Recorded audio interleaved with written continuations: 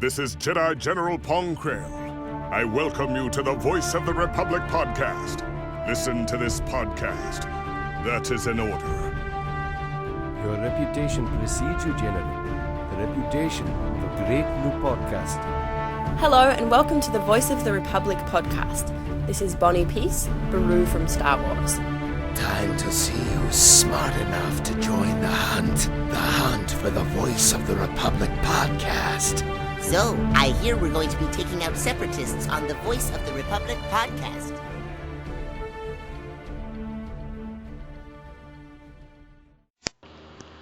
Hello Star Wars fans across the galaxy, welcome to the Voice of the Republic podcast. My name is Daniel and joining me is fellow host Rory Williamson. Hello. Another week, another show. Yeah. I sounded so enthusiastic when I said that. And I sounded even less enthusiastic. Yes, but you've got the cold. I suppose I do. Well, I won't discuss this longer. I'll let you introduce our guests. So first of all, we have Martin, the Old Republic video game expert for the Star Wars Underworld website. How are you doing, Martin? Hey, was that to me? Thank you. No, I was talking to Martin. Oh, Mart. Oh, So that was. yeah. And also joining us is voice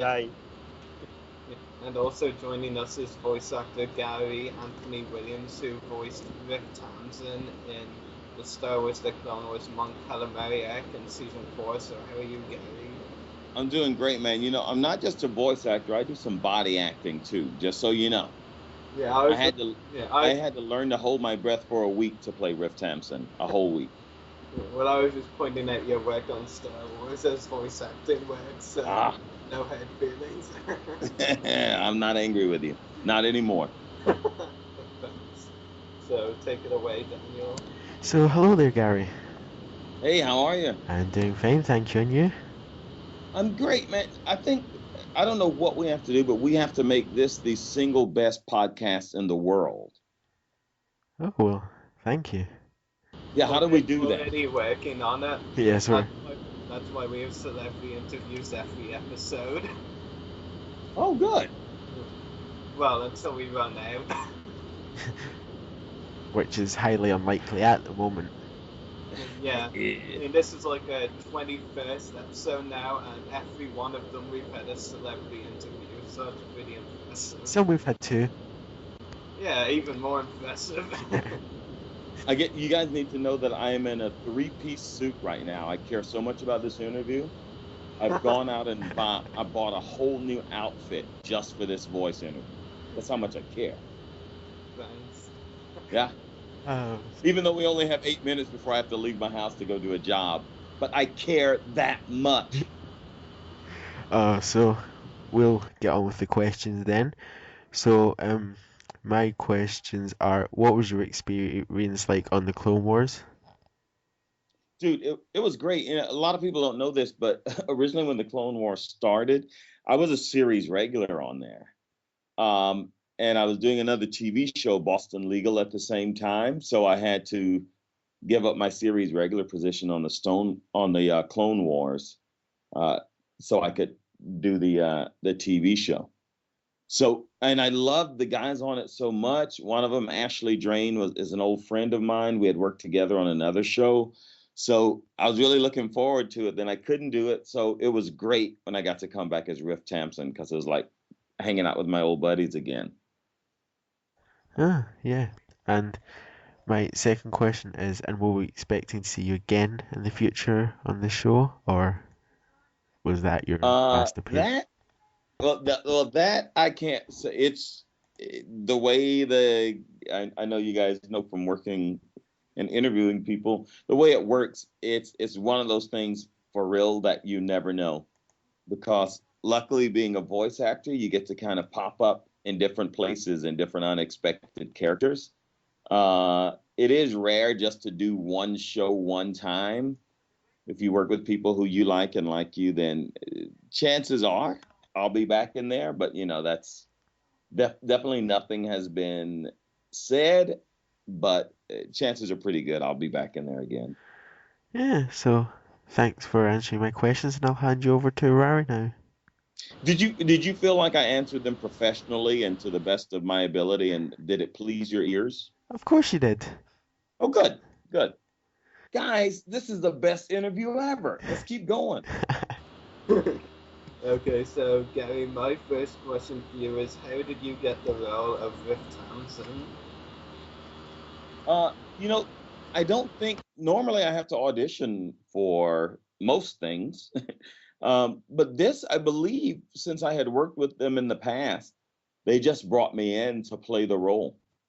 Yeah, I mean, the role I was originally playing is the role that Phil Lamar plays now. But I think it was because I had worked with it in the past, they just brought me in. Normally, it's an audition situation. But this time I got by on my good looks and the fact that they already knew me. Yeah. Well, And yeah. and the great part is Riff is he's one of those bad guys that like everybody wants to play. It's so fun. It's so fun to be just the bringer of destruction. So I lucked out on it, man. I loved playing that role. Yeah, it's really cool for sure. And how did you feel about Riff Tamsin's explosive death scene? Is my second question. Uh, I don't know how much I'm supposed to say, but they had played around with a couple of different ways of him dying. All nice and explosive and violent. And what I was told by the writer was they really wanted to play around with Jaws and do one of those Jaws deaths. So at one point, I had something shot into my mouth, and he shot it in my mouth and then exploded it, and I blew up that way. And then they decided to go with the shoulder death, the explosive knife and the shoulder death instead. It was I took my son to see it. They had a big release party of that season. And I mean, it was such a horrible, violent death, but so appropriate for Riff Tamsin, who was just ripping people apart anyway. So I guess he got his comeuppance, as we say here in my city. Yeah, definitely suited their character. Like all the evil he had put to Montgomery, that he should die in such a violent way as well. It was definitely a brilliant death scene, if you don't Yeah. mind me saying. Yeah, it's a great death scene. I was just watching it again this morning. It really is a great death scene, man. When he's at his height of like, I'm gonna destroy you, and then that shot in the shoulder and him having no idea what's coming next was just so great. And I don't know if you remember, but like one of the last frames of his death scene is his head drifting down in front of the camera. It's so great and gruesome. Yeah, I don't think I could ever forget that moment. It was so it was just like you just didn't see it coming, really. Yeah. Then you're like, Yeah, whoa, absolutely. this is tech. It was just like so brilliantly executed. Absolutely. Yeah. And my second and final question for you is, will you be going to Star Wars Celebration Europe 2 in Germany, or is it too soon to say? Say that one more time. Will you be going to Star Wars Celebration Europe 2 in Germany, or is it too soon to say? Well, definitely too soon. I can tell you that I never know what I'm doing. So definitely too soon to say for me. All right. I shall cross my fingers. Yeah, me too. I live a very day by day, moment by moment life. It's like I honestly never know what I'm doing next. And that's like the joy of it for me. Yeah, it's definitely understandable. So I'll hand you over to Merton now. All right.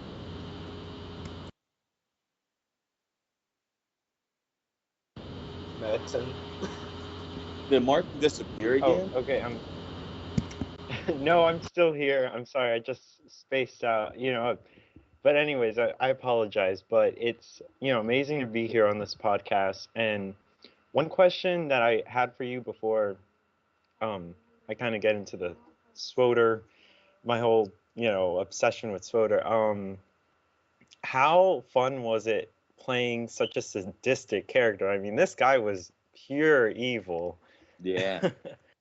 It's the best because like as of like right now, I'm going to do this kind of off character. Like I'm about to go do this job. And then after that, I do a job for Disney where I'm this really nice dad. So when I can go from doing some nice thing to this guy who is just pure evil, who literally just lives and gets off and thrives on destruction and death and chaos. It's like, that's a good work day.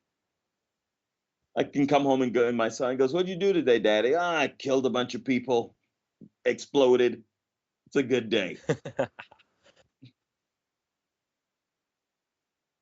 I always wanted like to start voice acting and see like get the perspective from playing like a really a good character or an evil character and maybe someone that's in between and just see how just Yeah. I mean, gets me playing a tingling just nice thinking about it. Thing I love about voice acting is that you really get to do the gamut of it, You can play a really nice guy and a sweet guy, but definitely some of the fun stuff is just getting to play these really evil dudes. I mean, the people that everybody's rooting for to die, That's the good stuff. And then you get to put some levels in him and kind of make him a little bit. I mean, Riff is just pure evil. You don't even have to worry about making that guy human. It's just like how much joy he takes in what he does is it just makes it a joy to do. And But I my highly other recommend, question is, Martin, I highly recommend you get into continue. voice acting. I highly recommend you get into voice acting. It's a good thing. I'll try. I'll see, what I can do because it just All right. it looks so much fun, and I just to can get like promise that you attention. I can promise you it's fun. And my other question and my last question is, since you did Star Wars: The Clone Wars, would you voice a character in the video game Star Wars: The Old Republic? You mean would I if I were given the opportunity? Yes. That would be a big yes. I mean, I'm I've glad only to hear had that. I've only had great experiences with the guys that I've worked with doing the Clone Wars. I mean, such it's like family when you walk in there, and it's such a great creative force, and they're really staying true. If you guys knew like how often they just have discussions about staying true to the story, not just for themselves, but they're like, our fans will eat us alive if we don't.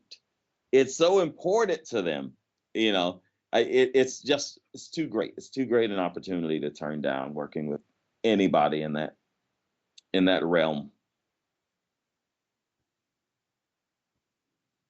Yeah. I mean, throughout my whole time playing like the game, it's really nice to hear people that you even recognize from doing, from their other works. Like, one time I just ran into this character, just this random character on Nar Shaddaa, like a non-playable character, and he actually he voiced a character in an anime that I watched previously. So it's really amazing to see them doing other stuff and other things that you like to watch or play, and it's just really cool. It's pretty surprising, but like especially in a game, even if we go in, and I'm sure you know this, I don't know if all of your audience does, but if we go in and play a main character, then the beauty is like it's rare that you're only going to be playing that character. You might be playing another secondary character who's fairly important, and then definitely you're going to be playing some other little character that just might pop up with a thing or two to say here.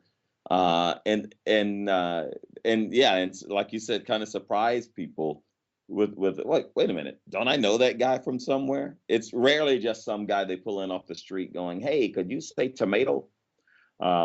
It's usually one of us, one of the guys doing the main thing, and then just doing a little bit extra. So we usually do about 3 voices per game or even a TV show.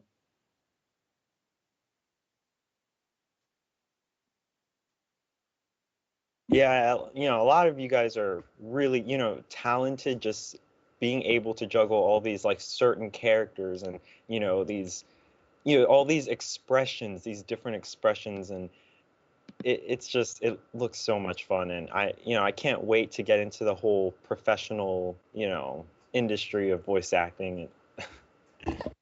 It really I have to go in a couple of minutes, but I have to say it really is so much fun. I mean, I do TV and I do film. Voice acting is so much fun because it's really one of those things where you get in there, you don't have to worry about costumes or what you look like. It's all about bringing that piece of animation to life.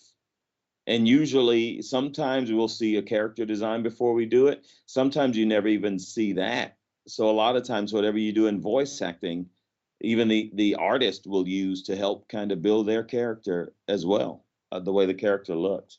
It's just about bringing the whole thing to life, and I can't imagine having more fun, and getting to hang out with your buddies while you do it.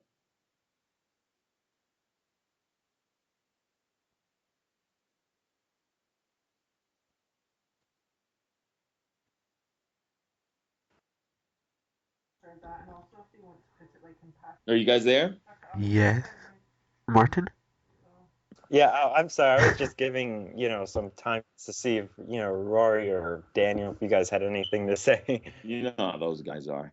Hey, guys, I hate to do this, but I have to go. I have to go make money No, that's fine. in a good way. Yeah, that's Because good. I'm going to ship everything, all the money that I make today. I'm going to ship it back to you guys in a big box. Well, I mean, for me right now, like seriously, I could use a little bit, but you can keep Okay, all done. of it, and just you can keep doing what you do. All I want to hear is your voice on the Clone Wars, anything that I do. I just like Halo. I just want to hear more people who voice act. I want to recognize their voices in different other things. Yeah, That's the I cool got part about plenty more coming up. I got another job I'm about to do with Blizzard as well. So keep your ear holes open. I sure will. Yeah, man. And oh, by the way, one of my the animation I do on a show called The Boondocks, we're putting together a live action movie for an animated character I do that we're turning into a live action thing. So keep your eyes open for that as well. Yeah, we definitely will for sure. All right, guys. For real, great talking to you. I'm sorry it's such a short amount of time. I have to get to my other job. Yeah, that's perfectly fine. I'll try to sneak your names into the job. Like, why you keep talking about Rory? What's that about? All right, guys. For real, honestly, thank you. And I'm sorry it was such a short visit. That's fine. Hope we can speak to you again. And yeah, thanks for coming on the show. Right on. Talk to you guys soon. Bye. All right. Bye-bye. Bye. Thank you. Okay, Daniel, maybe I was a bit wrong with my prediction earlier. I know that was one of our shortest interviews, but I still think it was pretty good. Yeah. He definitely seems really nice. Like, no, if he wasn't like an adult, I think he'd go in really like well with every group of them. He's quite the Joker, isn't he? Yeah, definitely. But we definitely need to get him on another episode. Like, What? I already had to break down Grievous's hair when I told him we couldn't ask him Gary his questions. So it's like I'll have to get him on another episode and get you in that one. Yeah, definitely.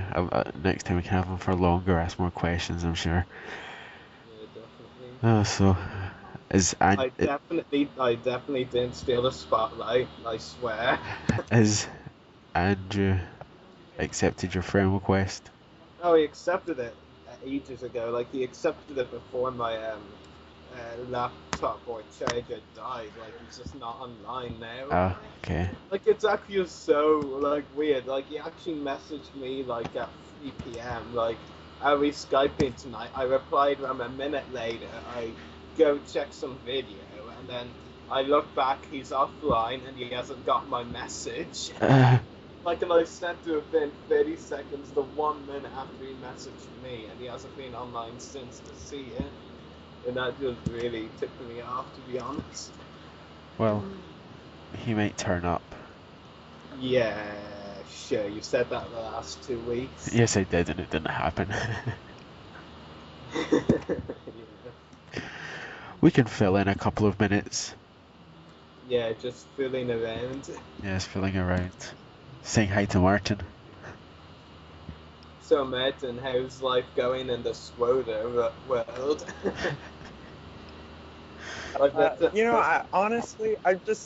Honestly, I'm gonna say I haven't really been playing that much because I burnt myself out with player versus player that I just got bored, quite frankly, and I'm just taking a break. I'm not really doing that much. I mean, I'm still keeping up with news, but yeah,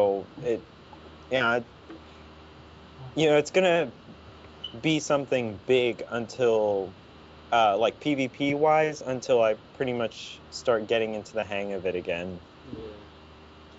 Yeah. And they have McKeb coming back, and the new expansion, Rise of the Hutt Cartel, or as it was referred to previously and jokingly, Rise of the Coin Cartel. I'm not sure how McKeb is going to change PvP because really I really have no clue about how open world PvP is going to work on that planet. I mean, I still think it's going to favor more to the PvE players. So it's going to take, something really big PvP wise. They do have a new event called they have a new event on Ilum right now, and it was supposed to, it revolves around PvP, but a lot of the content with the event is mostly PvE dailies, and I don't know, it just didn't really bring me back to a planet which previously, last year, PvP was so bad on that planet. It was like a slideshow.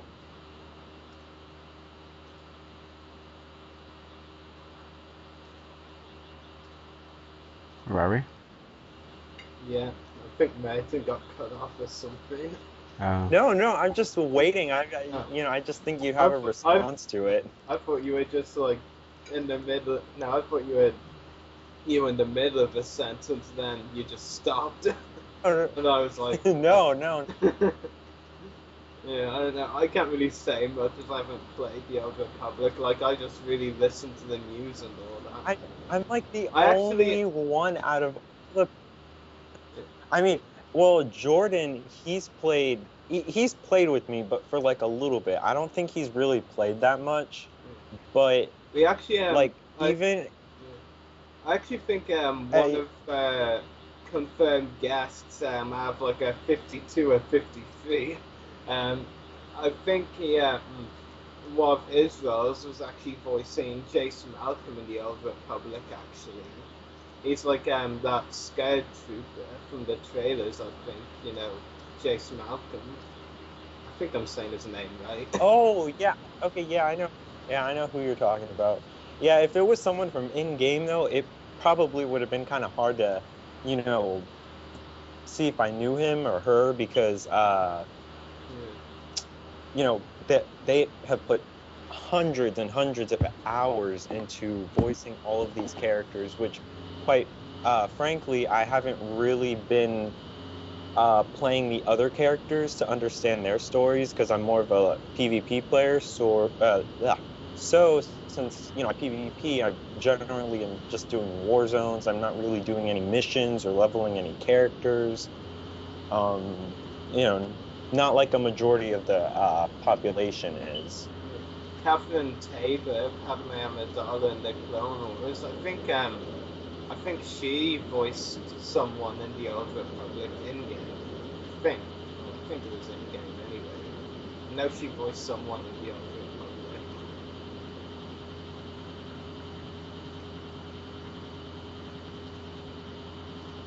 And now I just made an awkward silence. Was it the talk about today? I'm gonna stay out of Well, this because that's not Swatter's not my territory at all. Uh, I mean, at least we can cut that off with like the magic of video editing. But you know, I think it's a game that a lot of like if you're a true Star Wars fan and if you really liked Knights of the Old Republic, then I mean, I would think you'd at least try to get in the game. Although for me, you know, I tried to get in the game. My laptop didn't agree with me though. I mean, for me, I was a big fan of Knights of the Old Republic, but what I was looking for into the next biggest like Star Wars project and you know the gaming part of Star Wars was like that player versus player type of stuff. You know, I was looking for that like Battlefront, you know, 2, and that's what I got out of SWOTR. So you know, I've just been PvPing every time I'm in, every time from day in, day out. When I play the game, I'm just PvPing. Yeah. So any. But you know, you know, I was just gonna say that if I get bored of PvP or if I'm tired of losing, then I'll switch to PvE and I'll do some dailies or I'll level some characters and do their stories. Yeah. So any. Actually, I have something to point out on that. This isn't actually related to the Old Republic side, right? And did any of you actually notice when Gary was talking that he referred to Ashley Eckstein, Ahsoka Tano, by her old surname? You know, the one she used before she got married to David. Did the two of you catch up on that? I'll take your silences as a no. You know. Wait, he referred to Ashley Eckstein by her surname, or the one that she used before she married David Eckstein. Oh, okay. Oh, wow. Okay, He called her Ashley Jane. Oh, wow. No. Actually, you know, Ashley Eckstein. What was that, Martin? When you know, when she was in a Disney show that my sister and I used to watch. You know, it was a long time ago, and that's where I recognized her. So, you know, when I heard, well, when she was gonna voice Ahsoka Tano, or when she was voicing her, I was really surprised to see that. Yeah. Like, neither of you two actually did catch that when Gary said that, did you? No. I did not catch it. No, I did not So catch it. have you? Maybe I'm just such an Ashley Eckstein fanboy then. Yeah. Have you? No, I am too. I love Ahsoka Tano. Yeah. Ahsoka Tano is like my top, probably my top 3. Have you heard from Andrew then? No. Shall we just get on with the rest of the show? Hong Kong. Oh God. I'll take that as a yes. I don't know. I take it as a mwahaha. I didn't mean that.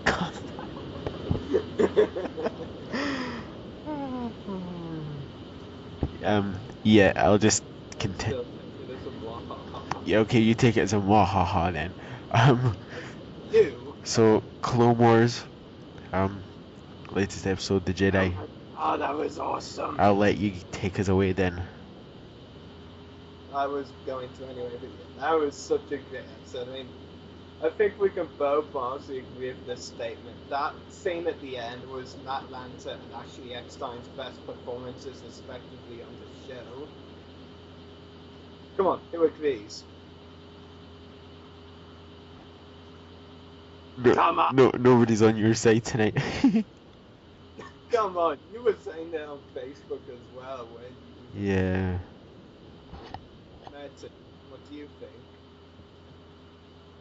Okay, well, are you talking about the you know, like at the end when she jumps down and Yeah, that's scene, the one after... at the end. Well, are you saying like is that her best performance like out of the whole series, like throughout the whole time she's been voice acting? I'm talking about the Clone Wars show for both Matt and Ashley. Yeah.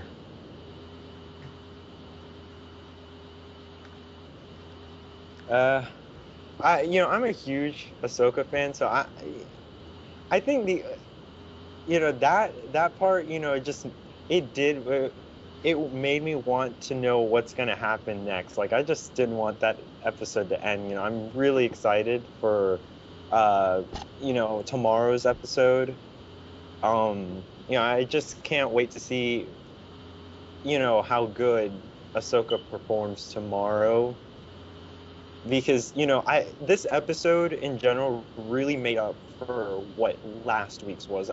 In my opinion, I just did not like last week's episode. It was, I don't know, it was slow, and of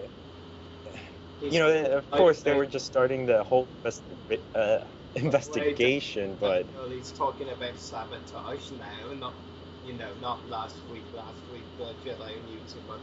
Oh, okay, I was gonna say. No, but this week, I mean, the week before, yes, I'm sorry, but last week's, the Jedi Who Knew Too Much, that one really made up for the episode that previously, was aired. I really liked last week in general. It was really good. It reminded me a lot of Law and Order. Yeah, the Jedi Who Knew Too Much was definitely a much better episode than Sabotage, even though I really like both of them. Jedi Who Knew Too Much, I mean, finally, after 5 seasons and the Clone Wars movie 2, we've finally seen something that hasn't happened before on the show. We actually see Commander Fox do something. I mean, for God's sake, he was like one of the most, I'm sorry for Josh McCall if he's listening, but Fox was like one of the stupidest and boring clones out there until this episode, and now he's actually interesting. I mean, come on, who didn't think it was creepy the way Fox was speaking to Ahsoka in the prison? Yeah. I mean, that was just so damn creepy the way of saying, and then Tekken, of course, coming in and being even more creepy. I mean, I'm surprised Ahsoka wasn't freaked out during the episode. Especially when Tekken grabbed her chinny chin. That was almost back to the old movies, like with Tarkin Oh, it was. It was an exact reference. Tarkin and Leia. Yeah, when Tekken grabbed Leia's chin in A New Hope, yeah. Yeah. Actually, I just have to ask you, Merton, where do you stand on the whole Varys theory thing? Well, the only, I'm going to start off here with one thing I don't understand is why people are saying, oh, it could have been Asajj Ventress, or even I'm sorry for interrupting you, Merton, but the Asajj Ventress thing is just so stupid. I mean, no, and Darth Maul. Some people put Darth Maul. No, I think the one that takes the cake was the one with the vote where I saw someone add Anakin Skywalker and it had 3 votes. That was the best of the bunch.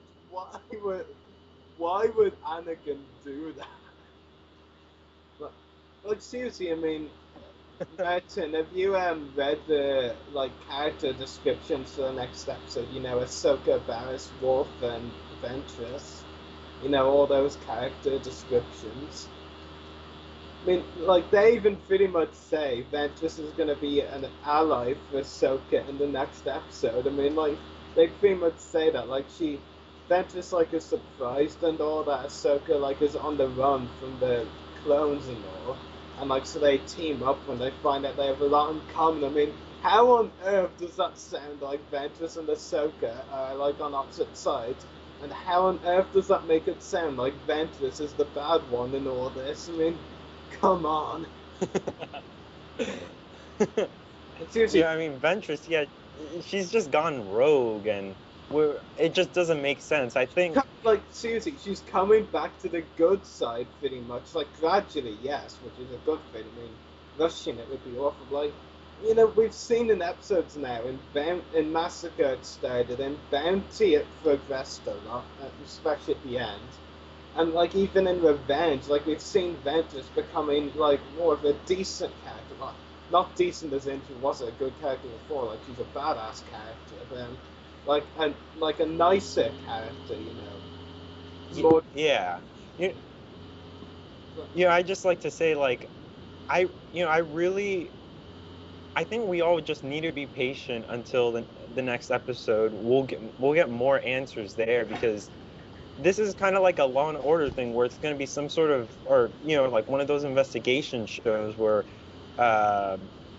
it's just going to be some sort of twist, and we're going to be so surprised on who it is. If it's Barris, I mean, it's going to be a letdown. If it's Barris, they're making it too obvious. I mean, that's the only thing that stands against Barris right now. I mean, the only reason it might not be Barris from what we've seen so far is because it would be way too damn obvious. I mean, that's the only reason, really, that anyone can come up with for the fact that it's not Barris. And, you know, they are seeming to make it too obvious. Who here bets it's gonna be Luminara and Dooley? that actually might make a bit more sense, because if you think about it, like, we haven't actually seen Luminara in this arc yet. She wasn't. If you actually look closely, Luminara wasn't in the funeral scene. Like, like, you'd think with Varys back, Luminara should be around, but like, we haven't seen her, and that's weird. She's maybe out. Yeah. Or it could be Sindralig. Oh my god, that would just be. I'm happy with Sindralig just having a cameo there, but just like to clear up the like Maul debate and all, it can't be more. Like in an interview with like Sam Witwer and then with Filoni, like they pretty much said, they're not going to use Maul an awful lot all the time. They don't want to overuse him. It's like, one arc per season, that's how it's going to be for them, They're not going to put them in, like, 2 arcs, and especially 2 arcs, one right in front of 1 arc, that he just had a major role. And it's not realistic for it to be more. I mean, sure, maybe it could have happened if it was an arc later down the line, but, they're not going to overuse them right away. I'm still convinced it's Ventress, possibly. I'm like, dude, we really have good reasons. Yeah, but how did she end up with one of Ahsoka's lightsaber? Ahsoka drops one of them, remember? And she only drops both of them and only recovers one of them. Yeah, but that might have been a decoy, though. I mean, like, Ventress goes around chopping up the clone blasters. I mean, she was really on the bad side. She just killed them. She just killed those, she just killed the expendable clones and be done with it. But why is she chopping up their blasters? Or maybe it's Palpatine. No, it's he can just walk in there and just like get through, because I mean, what is the Chancellor? He can just walk in and walk through and do what he wants. Hey, maybe it's I really think it's Padme. It could be Padme. I think like the most wondering question though is like, how did whoever it was, get inside the clone prison cell to choke Leia? Through the air vents? No, I'm fairly sure there wasn't an air vent behind a prison cell. Like probably like I think really, I think someone. I can't imagine Like I think someone just disguised themselves as a clone and went in there. Basically. Or just like used a cloaking device on themselves. Actually, I can't imagine. Is a possibility. I mean, like that. In the season 4 Bandy and that device they used in the dreadful episode known as Crisis on the Blue. That disguised themselves. Yeah, the device they used to like walk into Senate Commando. Yeah. I mean, that is actually a possibility. They might have used that. Cloak. That was one of the only good bits that come out of Crisis on the Blue. I'm just playing. Yeah. Well, we'll find out more and more into the arc, which we could. I'm sorry, but but I would just be so disappointed if it was the weak-way Jedi Master that they keep referring to.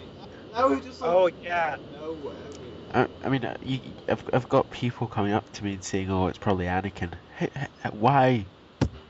That, like, saying it's Ventress is awful. Saying it's Maul is a bit more awful. Saying it's Anakin is just topping the cake of. I mean, he walked into the prison and demanded to see his Padawan, so you kind of think it's not him. Honestly, I'm actually being honest with you. I was actually expecting him to choke Commander Fox down and letting him in. I was like, oh my god, he's gonna choke Fox, and then he didn't, which kind of. Then he just like went past that shock trooper, just like kind of like nudged him and just gave him a look. Yeah, just like gave a little flick of the hand and like moved the electric staff up. Yeah, just like. I honestly like expecting more of a reaction from Anakin. I think it was well done the way they did it. Like it wasn't overreacting like Anakin usually does. But I honestly think he underreacted. I think he should have reacted a bit more. And but no, obviously he can't go as far as the choke Fox, which I was expecting him to. But yeah, and Rex in that episode was pointless. Oh my god! I mean, Rex is a hypocritical fuck. I mean, seriously, like that was. How could he betray Ahsoka? How could he betray her? No, that's not what I'm getting at. Like, basically, it's just so stupid. Like, that moment where he says, like, something about Ahsoka, like, I know Commander Tano, she'd never do something like this. You know, that was a good line. I actually quite like that line. But then, Anakin says something, and Rex, like, completely goes back on what he says, and it's like, says some crap. I really don't think Anakin did tell him to order whatever warrant it was on Ahsoka. Like, I mean, it was basically like, okay, boys, let's go, shoot to kill. Like, that's basically what it's like. I was shouting, what the fuck at this thing? He basically just came. He basically just came to Coruscant, took over Fox's job, and just like pushed him out of scene, and didn't do anything. Did a complete 360 all at the same time with his character. You know, that's why Rex is actually, you know, Anakin is starting to improve on, but Rex is still the worst written character on the show. Yeah. I mean, seriously, like, Umbara, like, he's going to be spineless by the end of the act. Okay, I can live with that a little bit. Okay.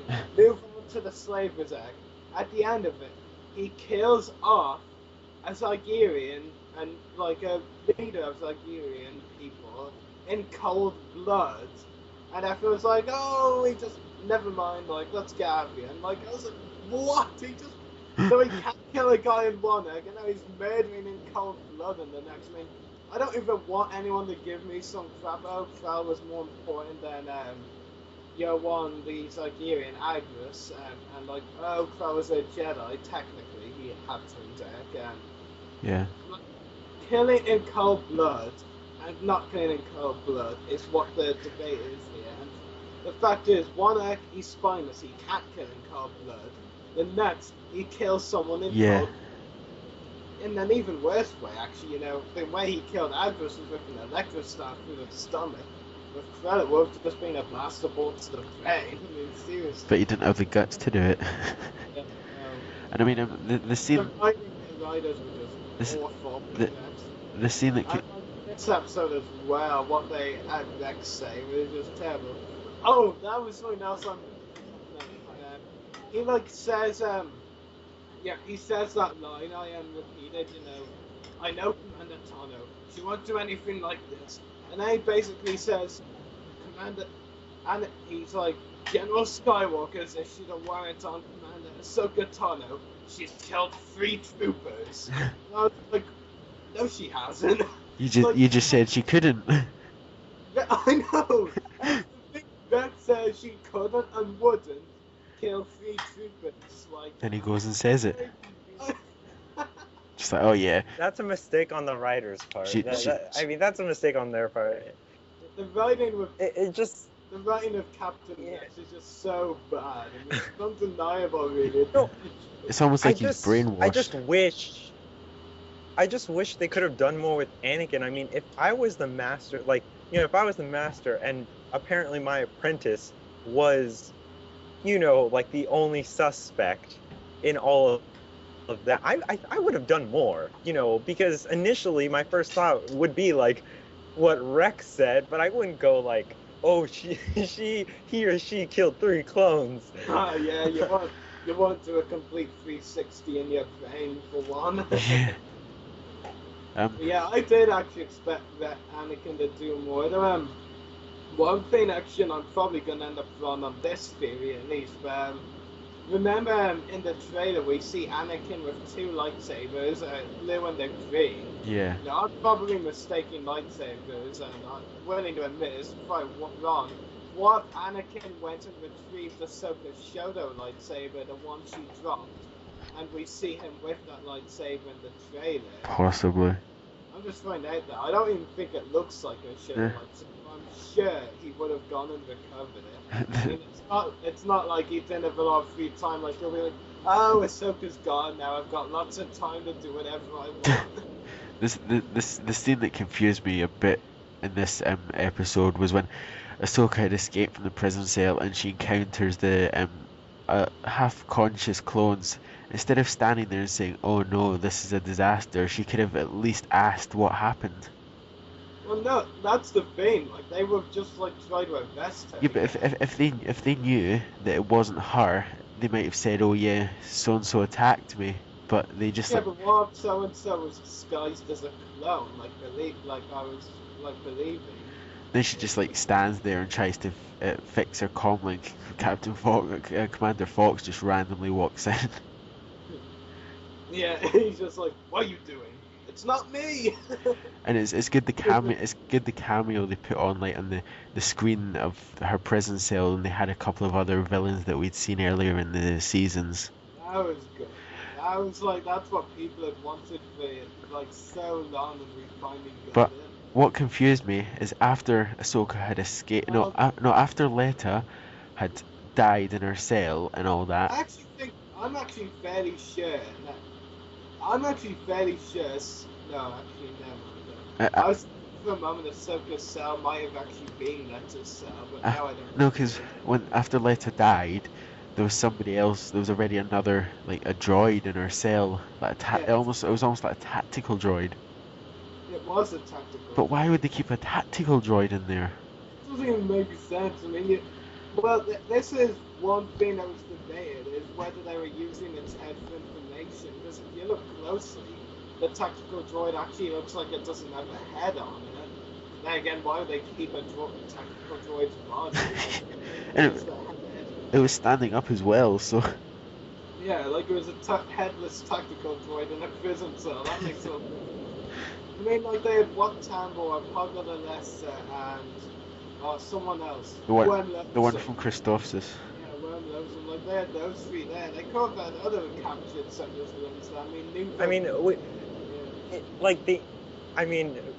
We're just gonna be, surprised, when the new episode premieres, because for all we know, it could be that headless tactical droid just sitting there. It could be that air vent that you said. Who knows? I sure as hell don't. We could find out that whoever chose the letter was disguised as a clone. Is it just me, or have clones got even worse at actually aiming? Yeah, they're becoming shock troopers, Daniel. That's the reason. No, I don't know.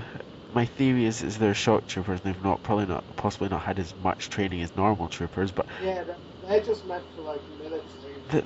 When she was running along that monument, they were shooting at her, and they must have missed at least 30 times. Well, like she was on top of like a monument. That's more difficult. And reverting to that monument, obviously the big chunk of Geonosius stone with all the names. But what caught me out is, did they return to Geonosius? Just randomly go and take a gigantic bit of rock off the side of a cliff and then just randomly bring it back to Coruscant? I don't know. I think the only thing for going to Geonosis was the names of the crimes. I don't think the monument was actually from. Apparently, it was carved from Geonosius. Well, carved and like brought back are 2 different things. Like someone could have just like being like, oh, this might make a good design, I'll just draw it here and then bring it back to Coruscant, see what they say. Then, like, they curved on Coruscant there and then. Just like they've just got if it was me, I would have just like grabbed a big like metal wall and just painted it. Yeah, I'm sure you won't be able to carry metal, dude. Oh, I'll get the gunships to carry it. Might be heavier than carrying the Zillow beast. And obviously, what I liked as well is the K9 units, as I call them. I'm fairly sure that was their name. Or as what somebody called them the other day, the ARF troopers with face skirts. Yeah, those are really cool. Yeah, I like those outfits. I wish we saw a bit more of them. Yeah. You know, they had such a cool design. And the chasing scene was really good as well. Well, in my opinion, all the scenes in this episode were good. I will admit, though, I think the funeral scene could have been a bit better. Yeah. I did like what Yoda said. Yeah. Just think, honestly, that Yoda's speech wasn't long. What was it? It was one with the Force. They are, and our job it is to remember that they will in time also. No, that we will in time also pass on. Luminous beings are we, but temporal vessels our bodies are, and we shall all find ourselves here in a moment of silence. I ask to remember and to move on, Yoda. And you'll actually remember the quote, 3 cheers. Yes, it's the only quote that I somehow managed to remember. Yeah, I remembered a lot from the episode, but not that one, because it must be the most exciting one. Yeah, it's really good that they did a scene like that, because we haven't really seen that in the Clone Wars before. Yeah, I mean, the only funeral scene we've seen take place in that chamber was the fake death of Obi-Wan. Yeah. It's like Honestly, I don't know, I like that scene. But I wonder what happens to them, because they don't. I'm sure they don't simply sit there. I wonder maybe like if after the funeral's done, they bring them back up and cremate them, or maybe the lights, the beam of lights that have come out, maybe they're like cremate them in there. I was actually just gonna say that, but then again, you know, I mean, I'm fairly sure Obi-Wan's body was in that body bag when he had his fake death, because obviously no one would have believed it otherwise. Yeah. I don't think the light cremates them. It's like, oh, we've accidentally cremated Obi-Wan Kenobi. That would be awkward. Yeah. Definitely. Oh, and the sewer scene, that was pretty cool as well. The which scene? The chase in the sewers, or the pipelines. That was just that. The end of the episode was really good, and the pipelines as well. I loved the music as they were going. Yeah, definitely. Being chased by the gunship. And the glimpse of the underworld. Well, yeah. That was cool. And obviously the scene in between Ahsoka and Anakin, which kind of looked like Ahsoka was about to cry, burst into tears at one point. Yeah. And then she was like ready to, she would just put on a mega pissed face at one point, you know. Yeah. And she said, "No, I'm not going to take the fall for something I didn't do." That was one of my favorite line of the episode. Though. Just the way, like, Ahsoka. I mean. Emotions when she was doing that. That was like so brilliant. I mean the just like the gestures and the acting of Ashley and Matt was just really good, and the animation gestures that they did was excellent as well. And look, hey, they finally pulled off good Anakin gestures. Yeah, so a lot of people are actually liking Anakin, which something's gone wrong. Or it just means the writers have actually ballsed up and written them well. That as well. I'm sorry, but it would just be so awful if this episode was a temporary good episode for Anakin, and next episode he's gonna be awful. Yeah. Oh, and what did confuse me as well is the Oddball scene. I mean, isn't Oddball part of the 212th? Yeah. You're just like, oh yeah, you know, Oddball's randomly in Coruscant. Yeah, well, it does make sense though. So I think it's Clone Commander Pilot now.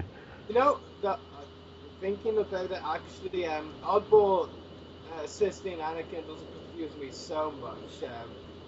But what does confuse me is why they chose Oddball over Clone Pilot Hawk, who we've seen in Yeah. and the War and Two fronts. I mean, like like Oddball is like I'll put it this way. Like, Oddball is Obi-Wan's resident clone pilot, Warthog is Plo Koon's resident clone pilot, Hawk is supposed to be Anakin's resident clone pilot, and yet we see Oddball. And now... You know what tipped me off more than anything, though? What? And this is actually something so stupid. Like, back in, when the Umbara arcade, like, lots of people were saying, oh, that's Oddball, that is Oddball! And I was like, and like, when the Republic attacked Dropship, the Clone Pilot mini was released, they're like, that's Oddball! And I was like, no, it's a generic Clone Pilot, you morons! Because that's what it was, like, whatever it says on the card is really what it is, like, and it said Clone Pilot. Well, if... And like, no, sorry, wait, let me finish. Like, when the Carnage of Krell, I think it was, trivia came out, like, I think it was, I don't know why it wasn't Douglas and Umbara, though, like, they had one concept art slide, which had Clone Pilot Hawk, his design in Douglas and Umbara on it, his helmet design. But, in the, like, lower or higher right corner there, they had Clone Pilot Oddball, and his animated look in his face armor, and it was an animated version of his Revenge of the Sith look. It actually was an animated version of his Revenge of the Sith look.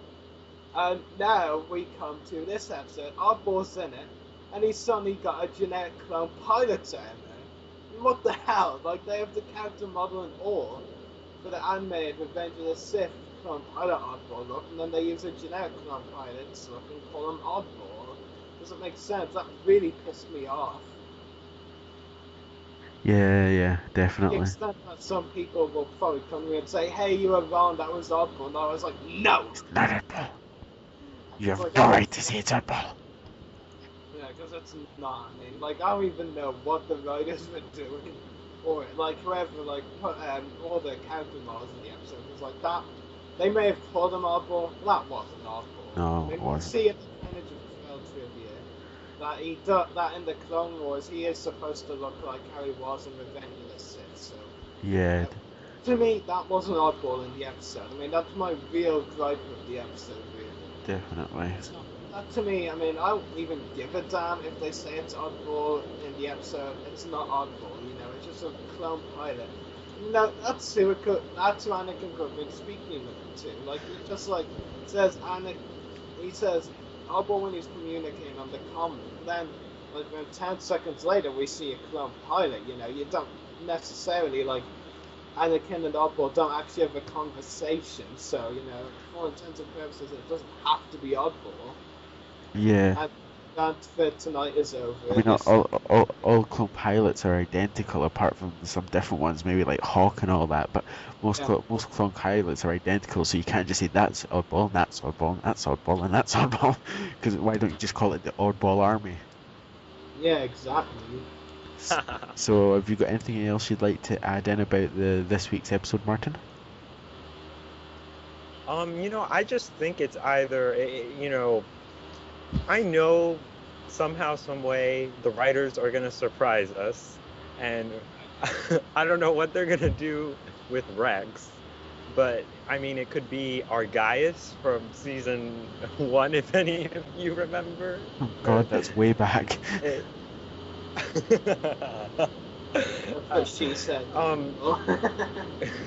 Curse you, Rory. Overall, the episode, but it was good. You know, for me, it made up for what the previous episode was. You know, because I just found it a little bit slow. But this one definitely, it really, I think it's one of my favorite episodes of the season. So I cannot wait to see what happens tomorrow. Definitely. I'm excited right now. I just wish it would air. Yeah. Oh well, it'll be there as soon as you know it. So. Capture Jedi was, I mean, to Capture Jedi will definitely be a good episode. I can't wait for it. I mean, sure, the 2 preview clips weren't that impressive, but you know, they obviously are trying to hide something. Well, I mean, this next episode now going on to obviously To Catch the Jedi, we get to see, if I'm correct, we get to see Palpatine's new voice actor. I don't know, I haven't really heard. I mean, I was on a podcast 2 nights ago, I think it was, and I heard that mentioned. By who? Dave Baressa. Well, he's not exactly someone inside Lucasfilm, is he? Basically, if I may like say what I heard there.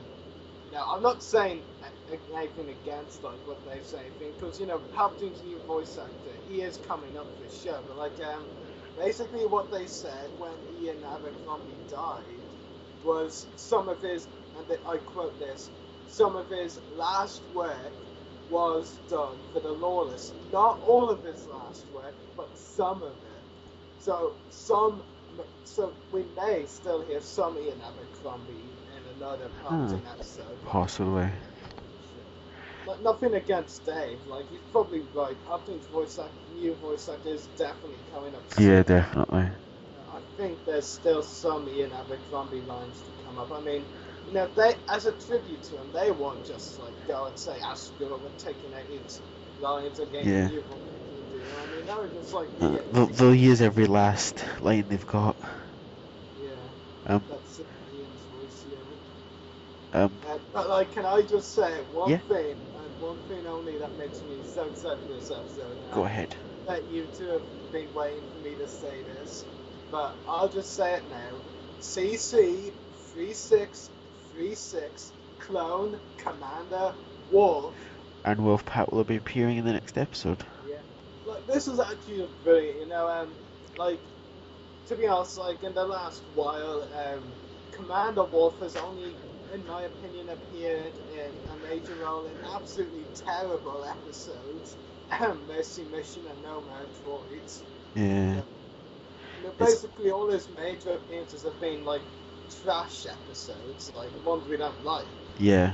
Like, To Catch a Jedi, finally looks like another Wolf episode that's going to be a really good episode that has Wolf in it in a major role. Yeah. And I'm really looking forward to it. To be honest, we always see Wolf and Wolfpack and Plo Koon always on rescue missions. And that's another thing as well, when I saw the trailers and I was like, Wolf's appearing, I'll be happy with that. Now that we hear he's going to be a major character in this episode, boy, can you bet I am stoked. You'll be nerdgasming the whole episode. Yeah, I usually am I have been through this season for the most part anyway, to be honest, because in my opinion it's been so good.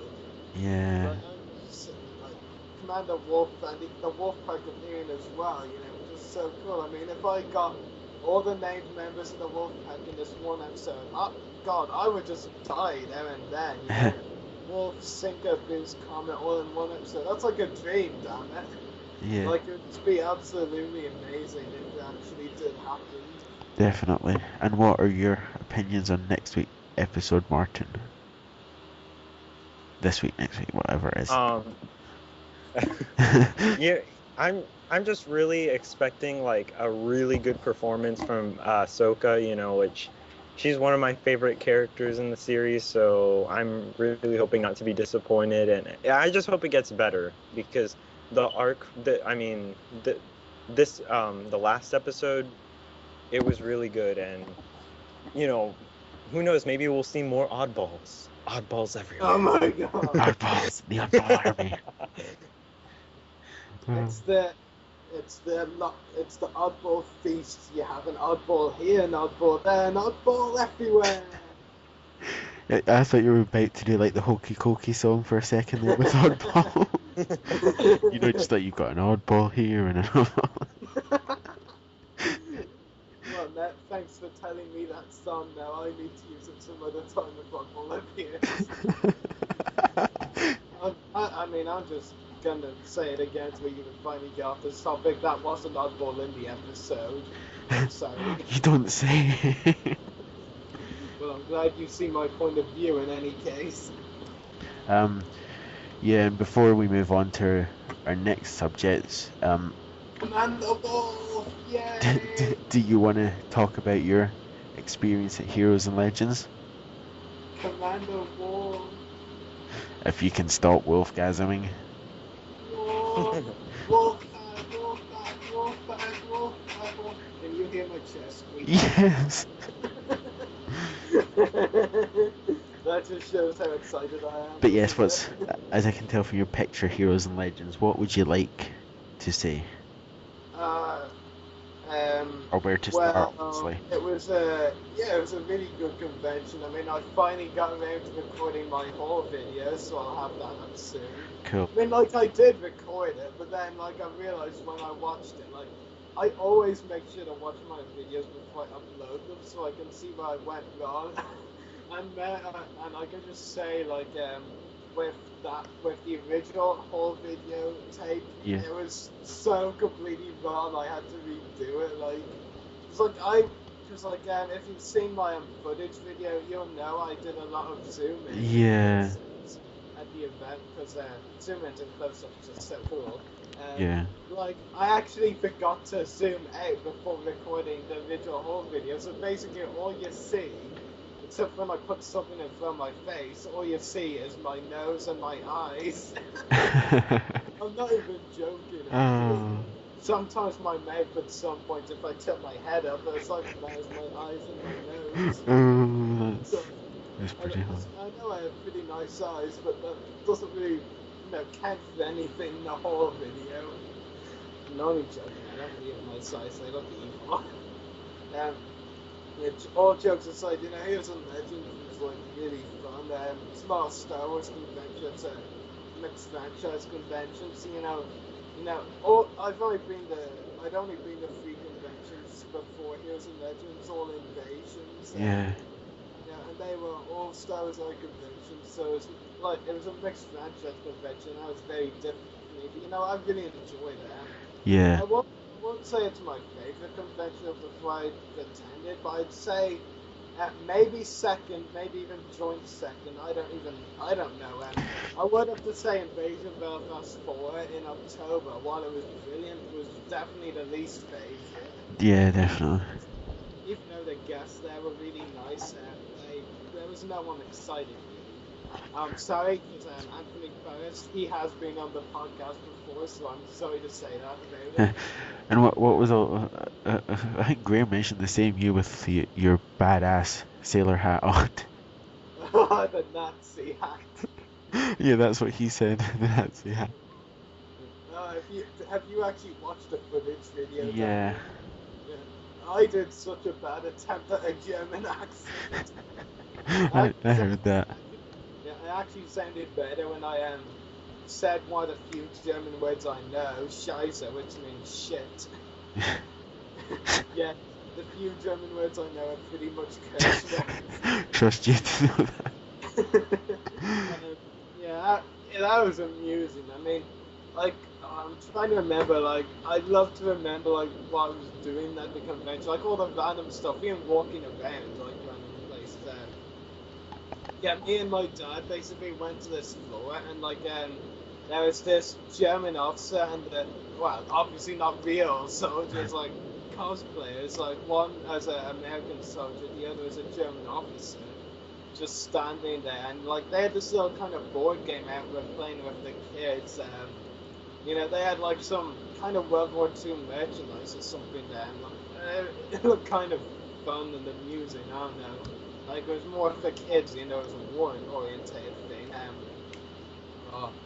it was actually funny. There was, as well as them, I went to another place, and there was this cosplayer cosplaying as Jack Sparrow from Pirates of the Caribbean. It was so funny. He was standing with some other people who were cosplaying as German officers, and this actually just had me in stitches. Well, obviously I couldn't literally be inside. I was, but it would look weird if I was standing, holding my sides in laughter, right in front of them as I was walking by them. Basically, while the German cosplayers couldn't actually speak any German, so the Jack Sparrow the actor cosplayer made his best attempt at saying something in German, which was much more than they could say. It was actually really amusing to listen to and see. Yeah. They did have a lot of cool stuff. I didn't actually get my picture taken of any of the costume characters. Just between taking footage pictures, meeting the actors, getting the autographs, and the actors Q&A, and Like I was basically and the merchandise stores as well. You know, I didn't even stay for the whole event. I left Yeah. like 2 or something. You know, between all that, I didn't really have the time for the costume characters. I probably could have spared a few minutes, but I wasn't really that bothered. You know, they did have some really cool things though. They had like a full-size Transformers ride. That thing was huge. And it was just so massive and it was so well detailed. You know, they had lots of stuff. You know, Daniel, you'll probably notice, you know, the main reason I went this year was for the Harry Potter stuff. Yeah. I actually did a research of, because like this was the second Heroes of Legends event. There was one last year too. Last year was the first one. So I did a lot of research. I mean, this year had a lot of focus on Harry Potter. It's not saying it's a bad thing, you know, I love that. But last year there was actually hardly any focus at all on Harry Potter. So even if I had known about the event last year, I probably wouldn't have gone. So like all they really had from Harry Potter last year was one cosplayer with the Sorting Hat experience, and they had the same cosplayer who was cosplaying as McGonagall, and the Sorting Hat experience this year. Like that was basically all they had Harry Potter wise this year. This year they had 2 guests, should have been 3, but one of them had to collect due to ill health, and several cosplayers this time. As well as McGonagall, they had people cosplaying as Severus Snape, 2 masked Death Eaters, Professor Quirrell, and Bellatrix Lestrange. They also had the sweet shop that they named after Honeydews.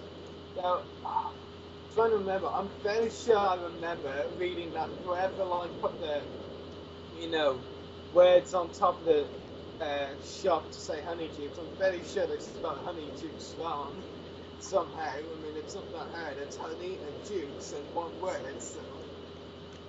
And the 2 actors I met and got autographs from Chris Rankin and Ian White, you know, they were both really nice and funny people. I can't praise them enough, really. They were both really, really nice and approachable.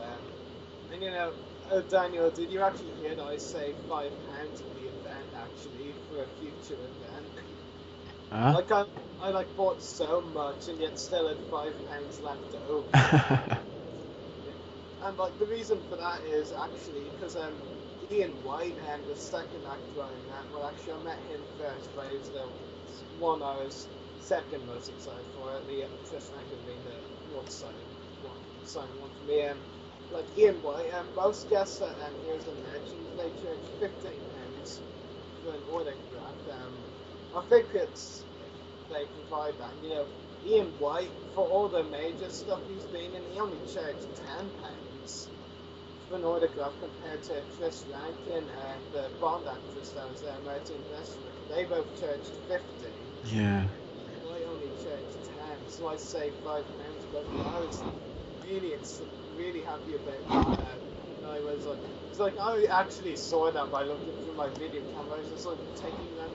I was like, oh my god, he's only charging £10 instead of 15. That's £5 saved. That was good. That was yeah. Chris and Ian, like I said, can't praise them. Really nice, approachable people, and very easy to talk to. So they were so amusing as well. I mean, like Daniel, have you seen the picture of myself with Ian? Yeah. He is so tall, you won't actually believe him. I mean, like, even that picture doesn't do any tall he is justice. Like, I had to, you know, I've had to do this for several years, but I actually had to look up at someone, you know, I've had to do that for So, oh, hello there, just like... Yeah, he was really funny though. I mean, like one of my mates who was also at the event, though I didn't see him, like I tweeted him before, and like Ian had basically told my mate that he'd set a Harry Potter picture aside for me. It's like he only had one Harry Potter picture there, which was the one for me. It's like when I told him who he was, his reaction was so funny. He was like, "Yes, you're the Harry Potter guy." I was like, waiting for me for ages, you know. Even though the event had only been on for like 30 minutes. Yeah. It's like I got in pretty early, so that was cool. And like Chris Rankin had like a selection of photographs to choose from to get signed. Like myself and my dad were just standing there discussing like the pros and cons for several minutes of each one. And like you could, even though Chris was talking to the Bond actors, you could tell he was really listening to what we were saying. Yeah. And so, like, randomly, he just randomly turned around to us and said, choices, choices, while my dad was debating. And that was quite amusing. And, like, I did get a lot of figures. Actually, I'm trying to count. I got 7 figures in total, I think. One of them was a 2-pack, and the other one was an Attack of the Clones figure, which came with a smaller figure. So technically, I got 9 figures, but like two pack kind of things, I guess, so to speak. So now that was like really good. Like I said, I spent all that money, like 15 on Rankin's autograph, 10 on Ian's, 20 at one store, 20 at another. You know, after all that, I still had £5 left over, which was Impressive. honestly, like, actually, when I went to the event, it was like, say, right, I'm gonna be able to get Chris and Ian's autographs. This was it before I found out about Ian's £10 rather than 15 price. I was like, right, I'm gonna be able to get 2 autographs and a few figures. I come out of the event, I've got 2 autographs and 7 figures. Not bad, is it? No. Technically, 2 of them were 2-packs as well, so technically 2 figures and 2 autographs and 9 figures, so most impressive. And I see you got the Lesib Serlin figure. Serlin, Ham Rose's character. Yeah. And you had Colton nerdgasming over the Captain Rex with the spinning turret one.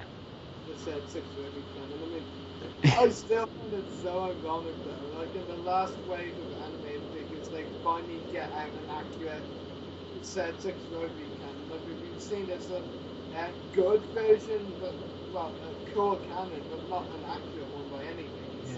And now finally, in the last wave of animated figures, we finally get an accurate one. As per logic, people. I mean, I've had Colton on me every single day, still saying, "Oh, I want that bloody C6 rotary cannon." Did you hear what I said there? What? You said you just said that I've been Colton on me every day, and I said that's what she said. Right. God, dude, you made that way too easy. I still haven't actually opened the figures because I actually want to make sure this whole video uploads. I actually never believed this. When I originally recorded the whole video, it was 21 minutes and 43 seconds. I recorded it again today. It's 21 minutes and 42 seconds. I mean, what the hell? Just a second off. I mean, that is just so weird. Yeah. Never had that happen before, and I've had to redo a video. Yeah. Like that. So good. And I hope it uploads. I've been able to upload several 18-minute videos recently, so I'm not too worried. Yeah. What else is there?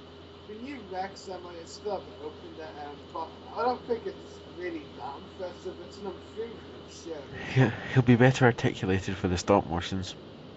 Yeah. Well, all he really has now is knees, but that just means he'll stand on the stand better. See what they did there. Yeah. And he has a better paint job too. At the accurate cannon, like if that's what generic troopers and name troopers and commander and captain. Yeah, it's definitely an improvement though. I think actually the Rex was the only Clone Wars figure I got in the event, surprisingly. I got 2 single-coded vintage collection figures, 1 vintage collection 2-pack, and 2 Attack the Clones figures from 2002, and 1 Builder Droid figure from like 2008 and 2009, which was Lisa Serlin. And like I remember just seeing the figure at the event, I just like thought of Pam Rose instantly in the way like myself and her discussed, the prices of the figure when we had on the podcast. I mean, like she was like telling us, and I found out for myself looking up after that. Like her figure on eBay goes for £15 loose, and like, even up to like 20 plus carded, and like I got for £7. which is a really great deal. Yeah. So this is the thing about conventions. Like people always say, "Ugh, conventions are a money-making scandal" and all bullshit like that. And like, yeah, but it's much better than like going online and buying some stuff. Because you can actually get great deals, like I did at conventions. I mean, come on, like I got a deal on Lisa Serlin. You know, if I went and got on eBay, I'd be paying £15 loose or £20+ credit for the figure. Yeah. The ATSD Crew 2 pack, you know, that's up to £20 online. Here as a legend, it was reduced to just £10 Yeah. for the 2 pack, you know. And that was a great score. The Tagler Clones figures, yeah, the 2 of them, the Lamasura Clone Youth and Detective Jets, they're cheap on Amazon. Yeah. And, you know, they were even cheaper at the event, actually. Yeah. So, the vintage collection figures, Sophia and Von Minden, you know, they were like £6 each. That was good, and the new Rex was £8. So, Yeah. so and of course, as I've said already, Ian White's autograph being cheaper than I expected. So, you know, now some people may say conventions are money-making scandals, but you know, internet shopping is a money-making scandal, really. You know, at conventions, I was able to get great deals on several things that would cost me more money online. You know? Yeah. I could have ended up spending like up to over £8 more trying to get Lisa Serlin's figure, but I got it much cheaper at the events. You know, conventions aren't as bad as some people make them out to be. I'll tell you that much. And Daniel, you know, I hope you get some great scores at the Fan Fun Day. I'm sure I will. I'll mainly be at the event for the autographs, so I will say that much. I mean, yeah. So do you want to move on to Fan Fun Day, or you still got more to say? I think we might as well move on before I run out. Then move along towards Fan Fun Day. Hold on, you take over for a bit. I need a drink. Okay, so we're moving on to Fan Fun Day now, and obviously we've announced a couple of, well, I think we've got 4 or 5 now, video interviews confirmed that we'll be doing. A couple of exciting names in there. I mean, we've got the likes of Jeremy Bullock. I'm supposed to announce that bit. You were getting a drink. I didn't know when you were coming back. Well, now I'm back, so that's why I interrupted you, so you'd know. Well, they heard Jeremy Bullock. Yeah, but they don't necessarily know who he plays yet. Come on. Okay, Martin, who does Jeremy Bullock play? Wait, hold on, say that again? I'm sorry. Who does Jeremy Bullock play? In... Star Wars. Oh. Boba Fett? Yep, he got right eventually, so I was almost right there. You were I was getting worried for a second. I was actually getting worried that he didn't know. Yeah, basically we've got 5. Like, I have the fan from the guest list of 11 people, and able to contact 8 of them. And yes, I'm a bit of a show-off, get over it. Nobody said you were a show-off. I seem to be implying something, but I'll move along. I can contact 8 out of the 11, you know, if I'm a real show-off, I pretend I can contact all of them. And yet you're being a show-off again. No, I'm not. I said I couldn't. But like, yeah, I've arranged with 5 of them to do video interviews at the event, which is really cool, more than I expected actually. We've confirmed video interviews with Jeremy Bullock, Boba Fett, and the original trilogy. He should be a good coup for the podcast, and we've actually got him coming onto the podcast during Skype at the time as well, sometime. And we've got, as well as Jeremy Bullock, we've got Chris Monk, Captain. Everybody know who Chris Monk is by now. He's been on twice, and if you don't know, then... Then where the hell have you been? Yes, where have you been 21 episodes? Yeah, so, yeah, we have had Chris Monk, Captain Cockey, and then you hope on the podcast a couple of times. You probably have heard his voice by now. If you're not, I'm going to assume you're either stupid or new to the podcast. Yeah, in that case, welcome. Yeah, I'm sincerely hoping for the new factor. Because really I don't like to think people are stupid, really. So yeah, we've got Jeremy Bulloch, original trilogy Boba Fett, Chris Monk, Captain Kirby in A New Hope, and next up, a prequel trilogy actor, Alan Roscoe, who had several roles in The Phantom Menace, Jedi Master Plo Koon, Dorte Define and Neimoidian, and Born Free Tars Unidentified Apes. You know, he did a few roles in The Phantom Menace, but he didn't actually reprise any of his roles. Well, obviously Dorte and Born Free Tars Apes didn't come back. He did reprise as Plo Koon in Attack of the Clones and Avengers of the Sith. That role was played by another actor called Matt Sloan. And no, I haven't been able to find him again on the podcast yet. So yeah, we've got Jeremy Bulloch, Chris Monk, and Alan Roscoe. So next is voice actor Meg Silk, who voiced the Grand Senator known as Axmo in The Phantom Menace. Meg was the voice of the Grand Senator who could be heard shouting "No confidence" for Chancellor Valorum. If you go back and watch The Phantom Menace, I'm sure any original trilogy fans listening to this podcast would be like, why would we want to do that?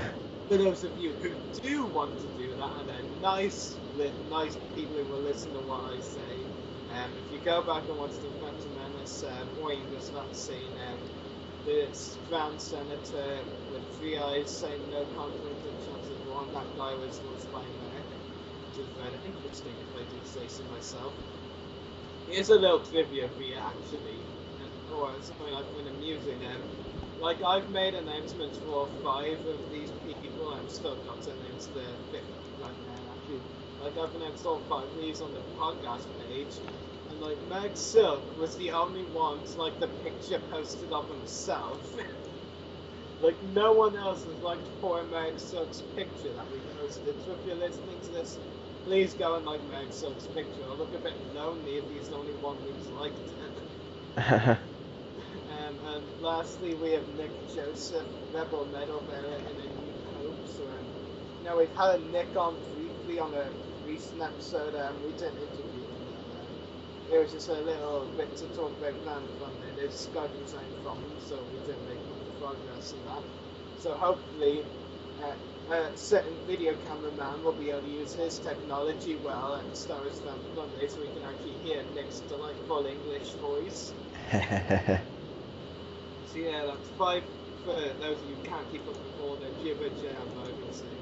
That's 5 video interviews confirmed. We've got Jeremy Bulloch, Boba Fett in the original trilogy, Chris Monk, Captain Kirby in A New Hope, Alan Roscoe, Plo Koon, Dorte Define, and Born Free Tars Unidentified Aid in The Phantom Menace. Meg Silk, voice of Axmo in The Phantom Menace, and Nick Joseph, Rebel Medal bearer in A New Hope. We've all confirmed with those 5 to record video interviews for us at the Star Wars Fan Monday. So interesting times away. I am waiting to hear from because like that's 5 confirmed. I'm still waiting to hear back from 3 more, and then there's 3 that we'll have to ask at the event. Yeah.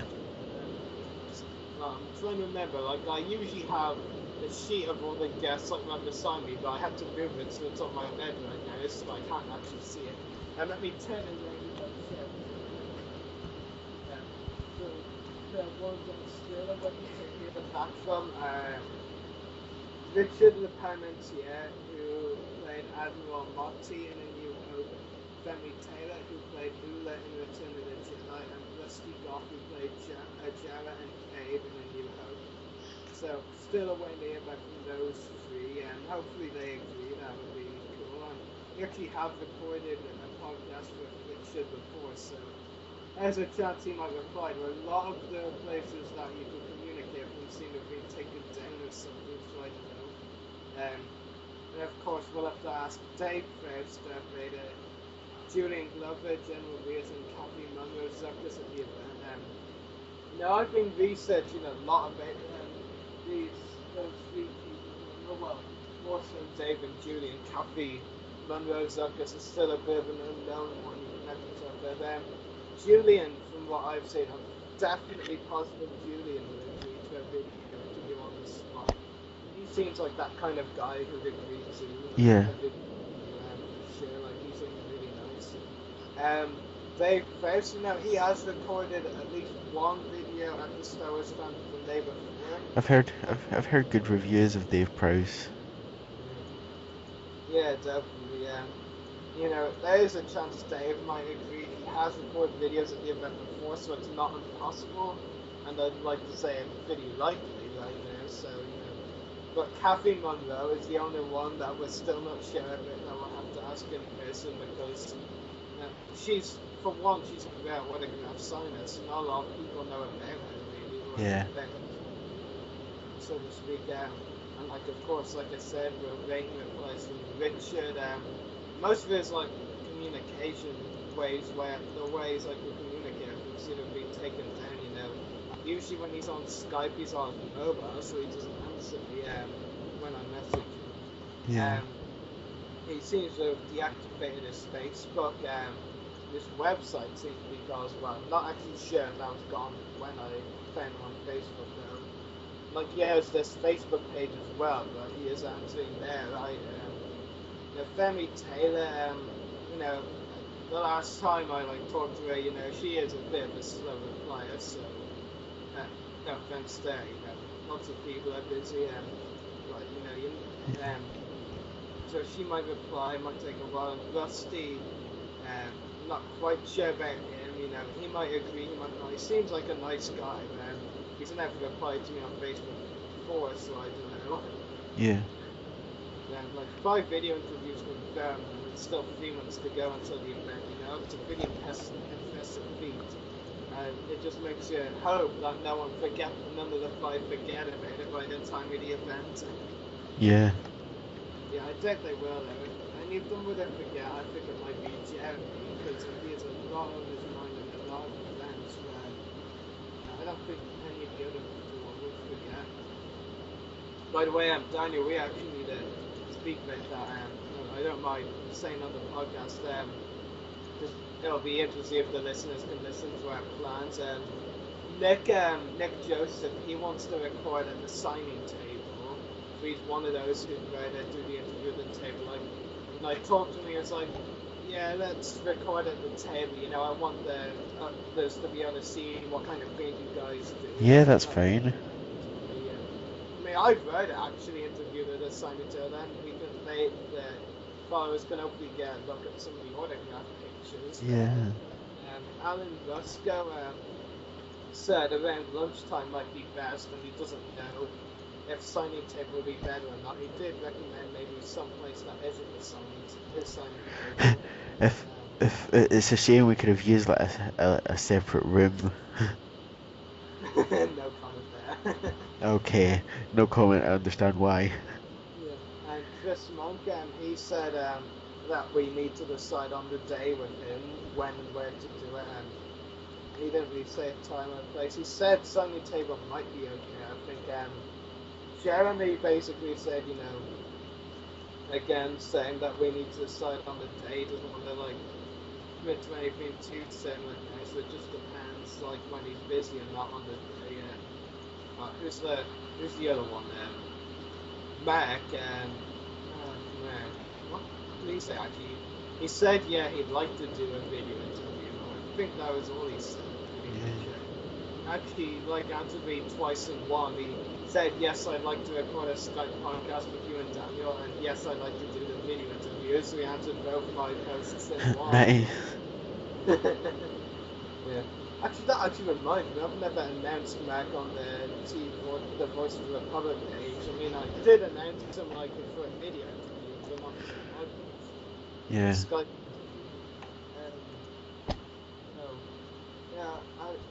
Nick, we can definitely say once recorded the signing table. The others we have to wait and see. So, Jeremy and Chris just want to wait until the day. Alan reckons around lunchtime would be best for him, and the other one, Mac again. Why do I keep forgetting Mac? The problem that we'll have as well is that with the interviews, if we constantly use a camera, they're gonna eventually run out of battery. That's the thing, like, that's what we've been debating as well, Danny. You know, as I've said before, like, we need to use your Andrew's video camera just for the video interviews. You know, only makes sense to have the video interviews only in one thing on one video camera. But I mean, even still there, there's a chance that it could be used so often that like the battery goes, and hopefully Neil will be a lifesaver and he might have a plug where we can charge it in for 10 minutes. That's the thing, like, dude, before you leave your house, and this is one of the well, before you leave your house to travel to the event, charge every little fucker you got that you're bringing to the event. I'm gonna bring the chargers as well. Well, that is a good idea, but The only problem at this moment in time is my laptop. There is no laptop at the moment. shit. I mean, seriously, you've got 3 months. I'm fairly sure you can get a replacement. Yeah, but I mean, with saving up for Fan Fun Day, no job, and plus replacement laptops aren't cheap, and it's out of guarantee as well. Yeah. But like we said before, like, I think Graham should be taking the picture for those. Yeah. Through the video camera stuff, because he seems like it's sort of being And from my end, it looks like it's just going to be me and Andrew. Have you asked any other friends then, other than the other one you mentioned? Not either the other ones aren't geeks, or the other one that I did ask doesn't want to travel that far. Shit. But I think that's pretty much everything we've got about Fan Fun Day. Not really. I'm sure we can still think of something. Here's a question that I've never asked you before. How's your stop motion stuff going? Pretty good, better than yours. Oh, thanks for that. Well, I'm just getting excited.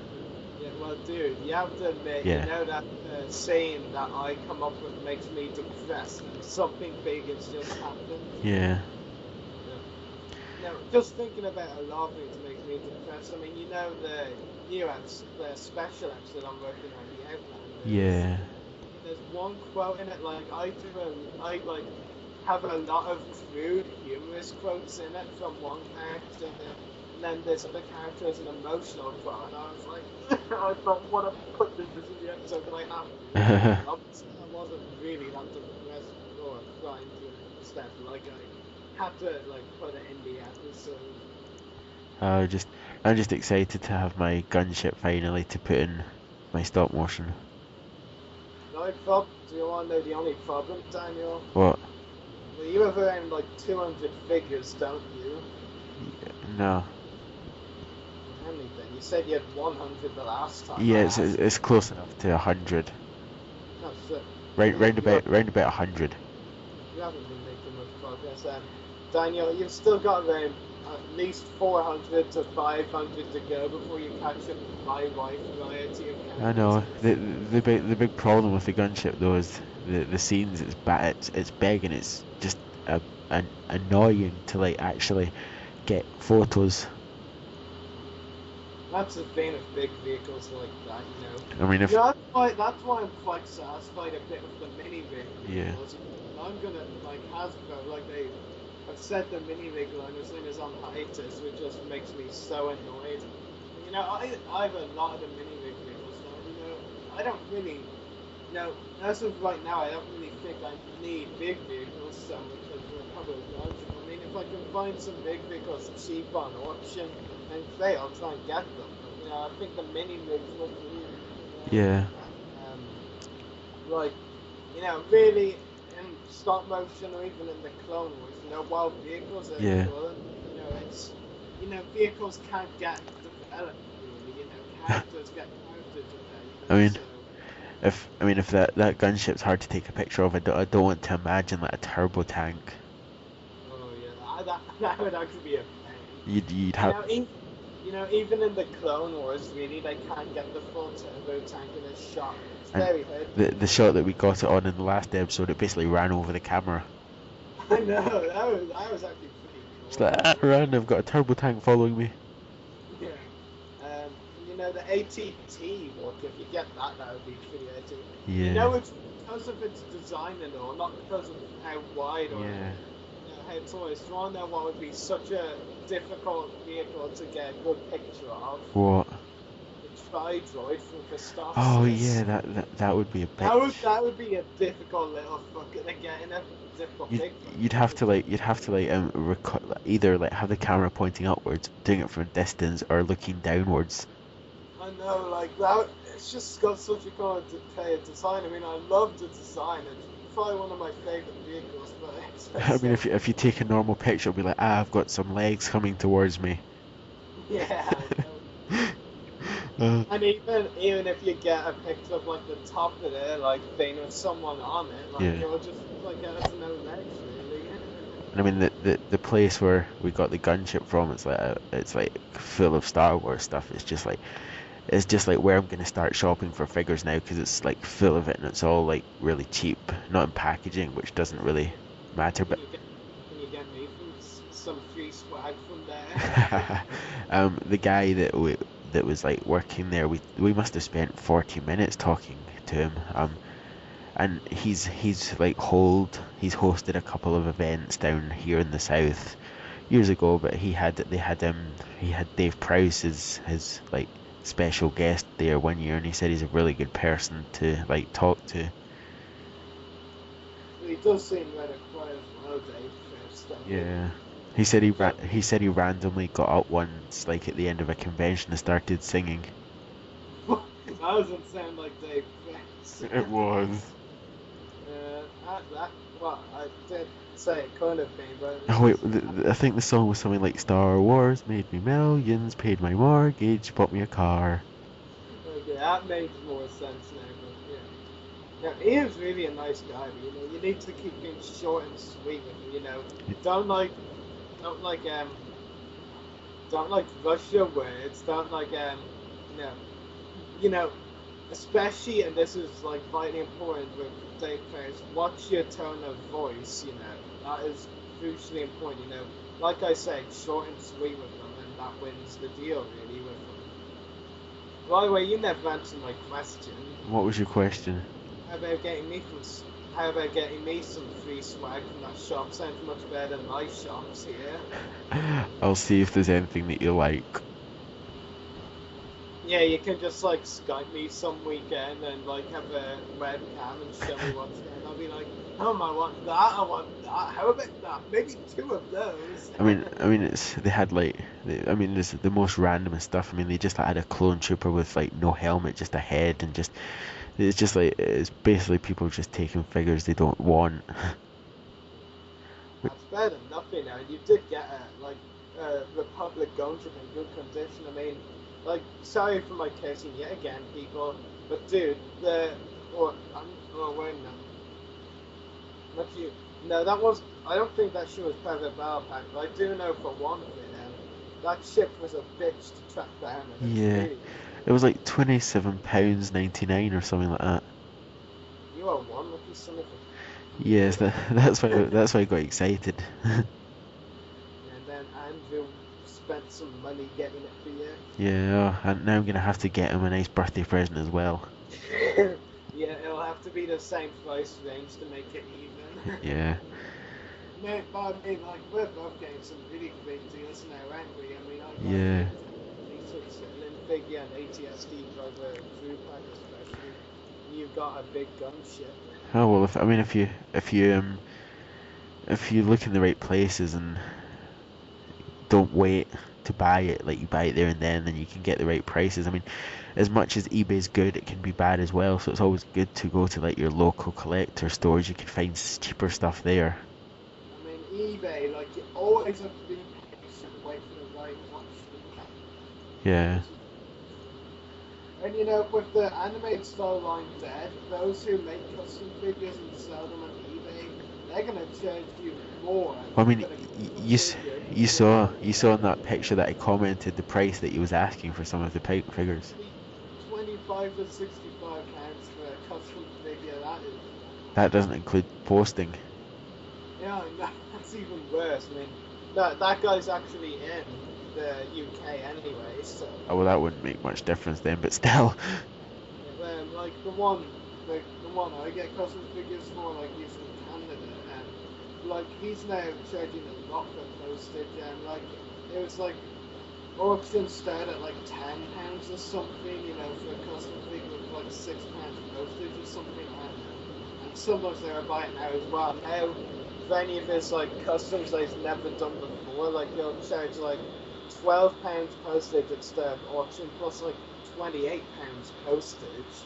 Yeah. Which is ridiculous. I mean, I was staring at one custom lovingly for so long yesterday, and I was like, oh, but I can't get it because it's just so expensive. And like, watching, like, it would have been £40 if I had one, or at least. You'd never guess what custom figure it was. What? A custom of Clone Commando Gregor from Oh, Missing and God.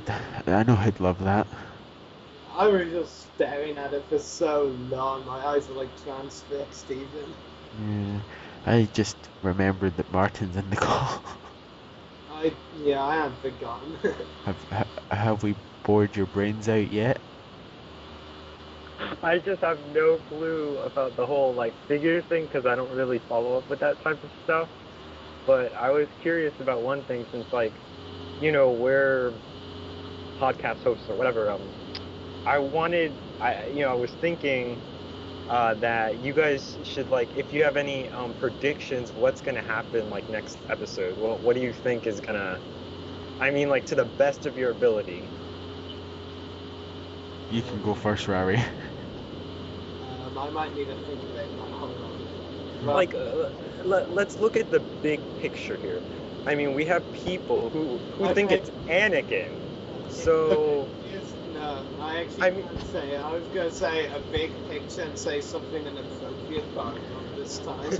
I think what's going to happen is Ahsoka ends up in 1313, and then she tags along with Asajj, with Ventress. Yes, she's going to tag along with Cad Bane and all the Mandalorians, and then... Dude, I don't think Cad Bane's in this season at all.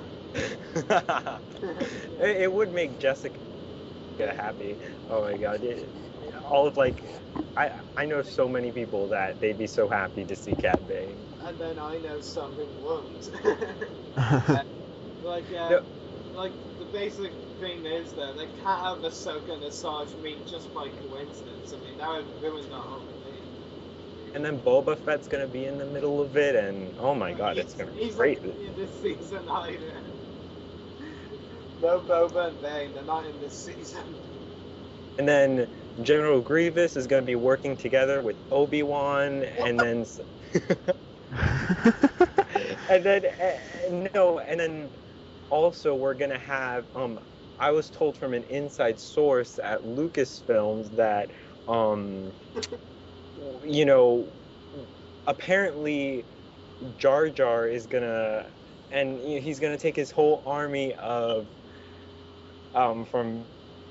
he's gonna have all of his allies from Naboo come all the way to Coruscant, and it's just gonna be one huge epic battle of, you know, with Ahsoka's team versus the Galactic Republic. I mean, who knows?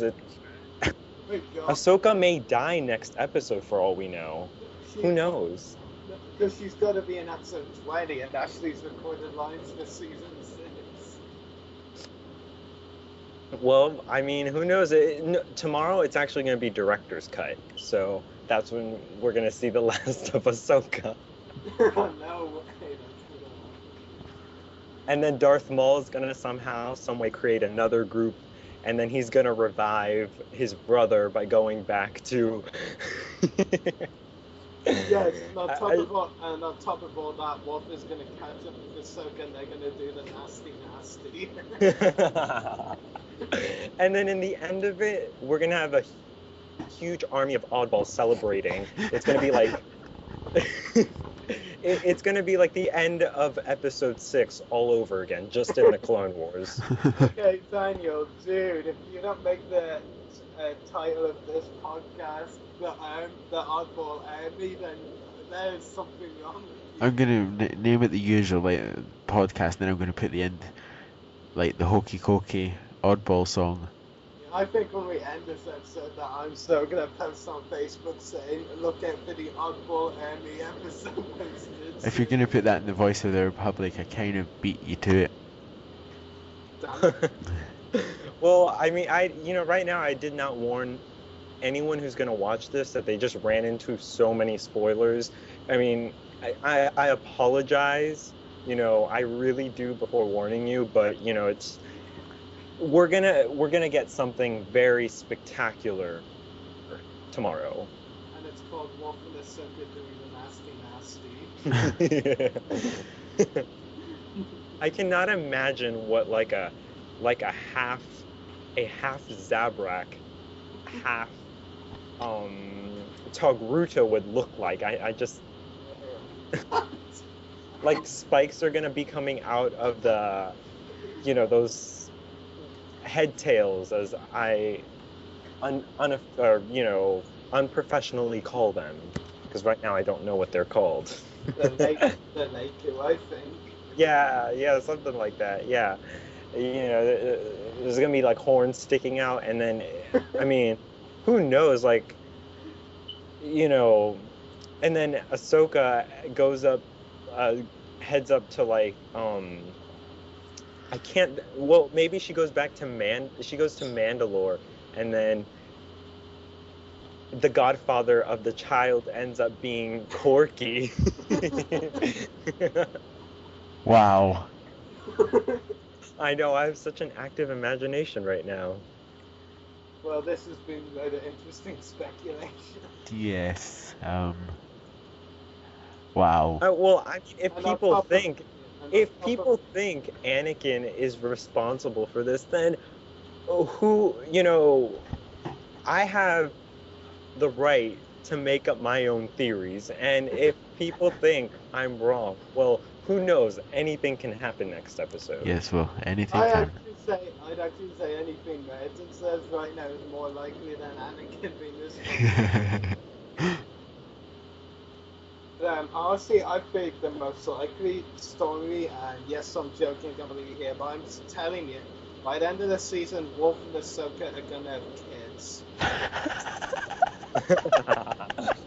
And I'm totally being serious here.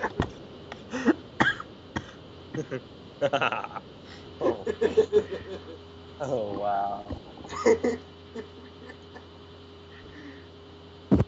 And all because Wolf wasn't wearing a uniform. Bad Wolf. Oh god.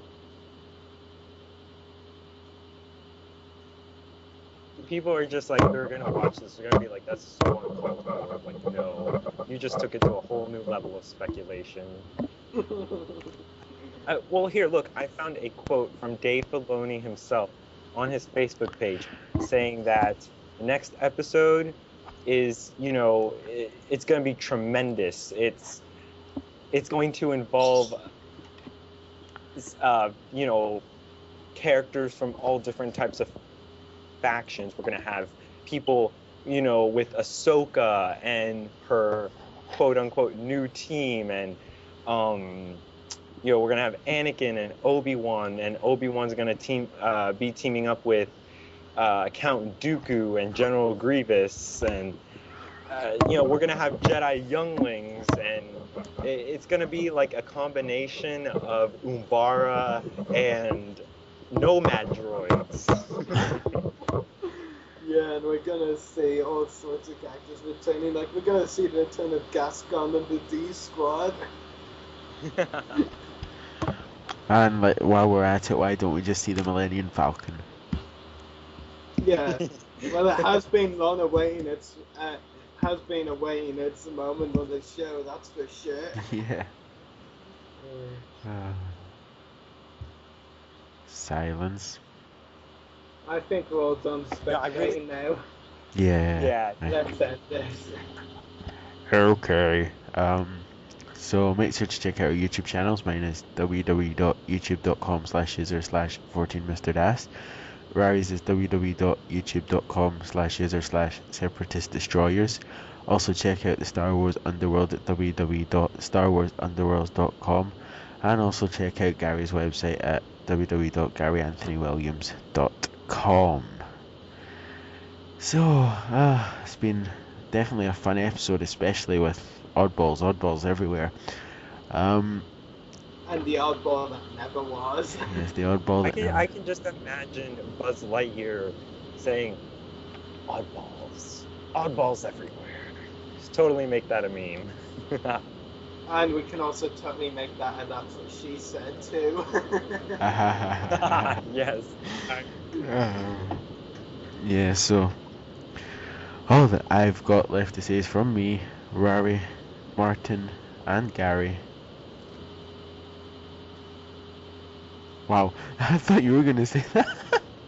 May the wolf be with you.